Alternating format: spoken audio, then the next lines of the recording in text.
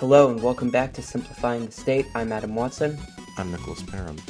On today's episode, which is a special episode we're doing, we're going to be talking about the presidential debate between former President Donald Trump and Vice President Kamala Harris.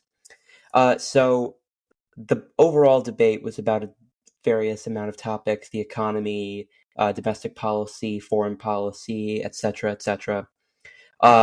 So first, we're going to listen to some clips today from the actual debate. The first one we're going to listen to is regarding the economy. I believe in the ambition, the aspirations, the dreams of the American people. I intend on extending a tax cut for those families of $6,000, which is the largest child tax credit that we have given in a long time. We're doing tariffs on other countries. Other countries are going to finally, after 75 years, pay us back for all that we've done for the world. They have, and she has, destroyed our country with policy that's insane. Almost policy that you'd say they have to hate our country. When you look at these millions and millions of people that are pouring into our country monthly, and that's bad for our economy, too. You know, you mentioned before, we'll talk about immigration later. Well, bad immigration is the worst thing that can happen to our economy. Okay, so you heard Harris and Trump sparring on some policy and some just kind of general ideas about the economy. So, Nicholas, what did you take away from that segment about the economy?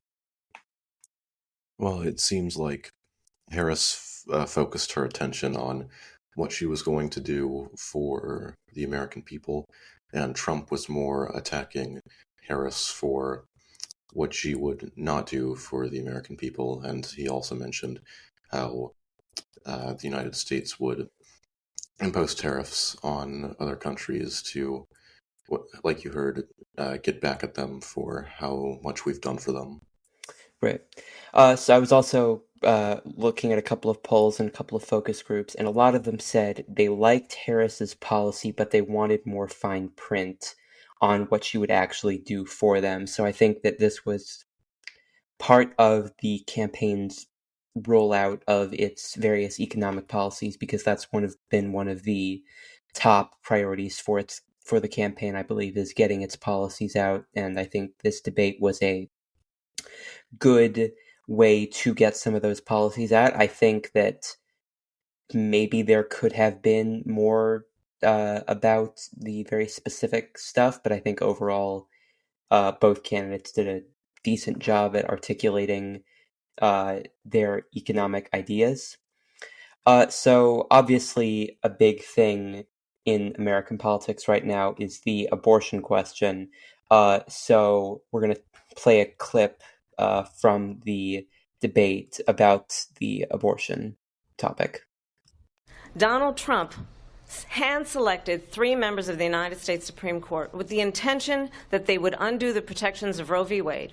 And one does not have to abandon their faith or deeply held beliefs to agree. The government, and Donald Trump certainly, should not be telling a woman what to do with her body.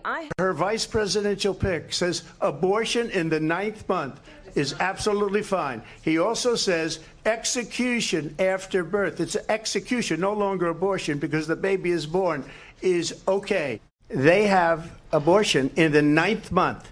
They even have, and you can look at the governor of West Virginia, the previous governor of West Virginia, not the current governor, is doing an excellent job, but the governor before, he said the baby will be born and we will decide what to do with the baby. In other words, we'll execute the baby. There is no state in this country where it is legal to kill a baby after it's born. But understand, if Donald Trump were to be reelected, he will sign a national abortion ban. It's a lie. I'm not signing a ban, and there's no reason to sign a ban, because we've gotten what everybody wanted. Democrats, Republicans, and everybody else. And every legal scholar wanted it to be brought back into the states. I absolutely support reinstating the protections of Roe v. Wade. And as you rightly mentioned, nowhere in America is a woman carrying a pregnancy to term and asking for an abortion. That is not happening. It's insulting to the women of America. Okay, so what do you think about the overall top segment on abortion? Well, Trump made some false statements about late abortion and abortion, well, as he called it, execution after birth. And Harris mostly talked about why it is rightful for a woman to decide what she should do with her body. Yeah, I kind of think that, I mean, abortion is a very difficult question for the Republicans to deal with because, I mean, on one hand, they have a very an evangelical Christian base, which is very anti-abortion, wanting abortion bans passed. And I mean, it's not like a small group. I mean, it's not a giant group, but it's a group whose support they need. But then they also have to contend with a larger amount of Republicans who overall are either wanting a full-on abortion is completely fine in all cases, or abortion is fine up until this point or in these situations. So I think it's been a balancing act for the Trump campaign, which they've been trying to balance their position and kind of trying to stay away from the abortion question, and not just the Trump campaign, but pretty much most Republican campaigns. So we're going to play a final soundbite from the debate, and this is just some overall big moments from either candidate. This is someone who has openly said he would terminate, I'm quoting, terminate the Constitution of the United States, that he would weaponize the Department of Justice against his political enemies. Probably took a bullet to the head because of the things that they say about me. They talk about democracy. I'm a threat to democracy. They're the threat to democracy with a fake Russia. Look at what's going on in the Middle East. This would have never happened. I will get that settled and fast, and I'll get the war with Ukraine and Russia ended.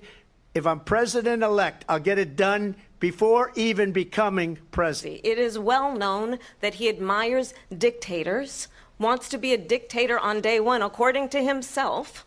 It is well known that he said of Putin that he can do whatever the hell he wants and go into Ukraine. It is well known that he said when Russia went into Ukraine, it was brilliant. And she's the one that caused it. That's weak on national security by allowing every nation last month for the year, 168 different countries sending people into our country. Their crime rates are way down. The leaders of other countries think that they're weak and incompetent, and they are.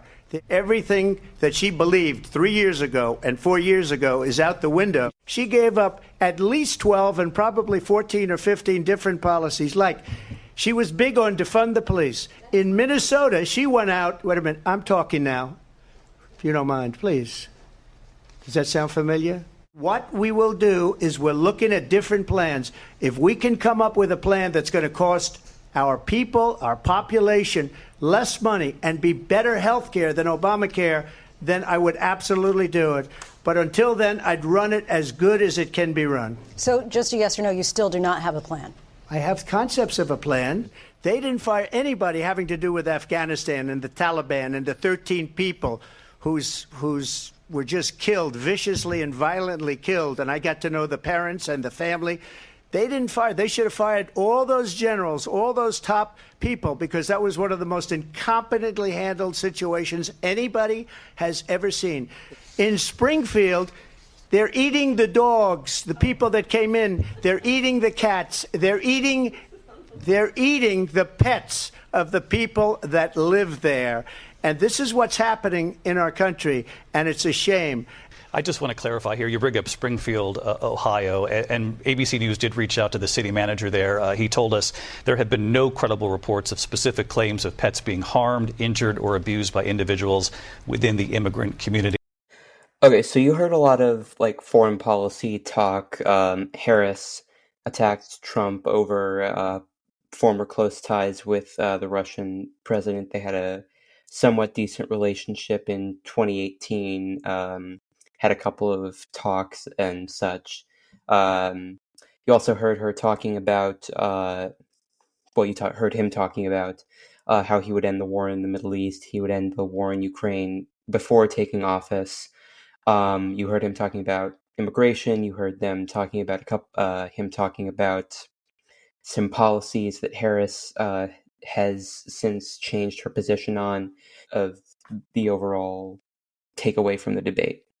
So, overall, Trump made some very delusional statements, especially regarding the immigrants eating cats and dogs.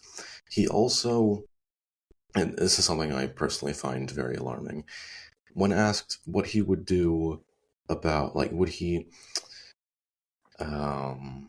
does he support a Ukrainian victory in the current Russo-Ukrainian war? He did not say yes. He did not firmly take a stance on Ukraine. He said he would make peace, he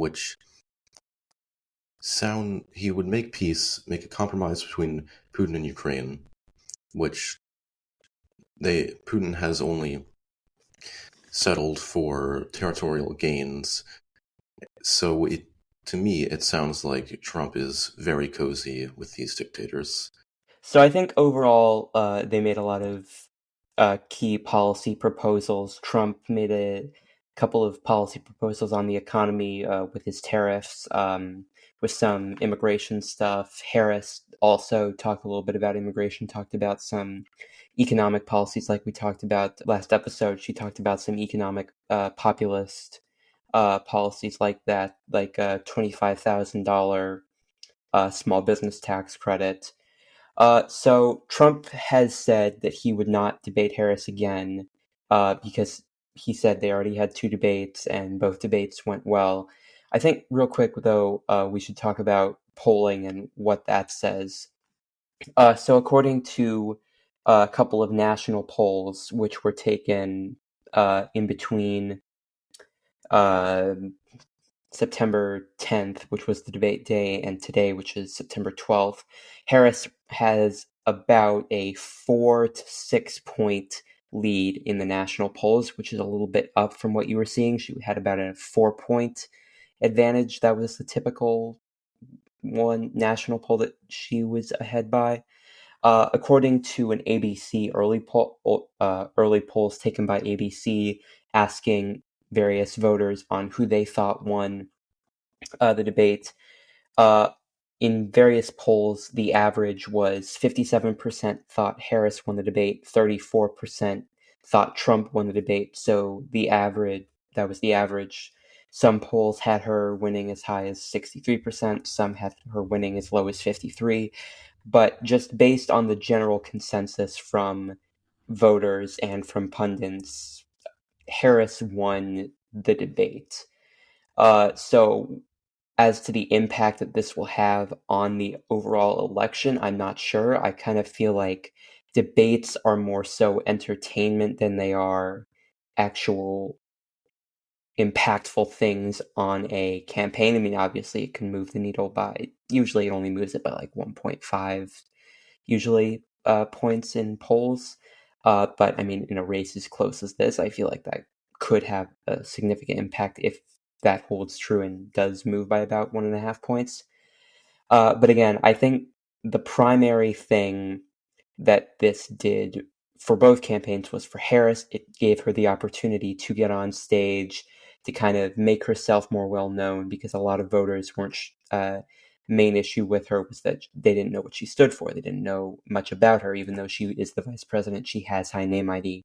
Many people didn't know what her general ideas and policies were. So this gave her a chance to go on the stage, explain that. For Trump, it gave him an opportunity to possibly point out some of these more damaging policy positions, like the border, like a policy position that she reversed, which was a position against fracking. She has since said she has changed her position on that, so it gave him the opportunity to kind of attack her on some of these past policies and positions. Overall, I think, I mean, like I said, it probably won't have that much of an impact. I would like to interject a bit. Good. Debates are not always so insubstantial, not significant things. Like some a good bit of the time they are. Yes, you are correct. However, the last one between Biden and Trump, especially, that took Biden out of the race.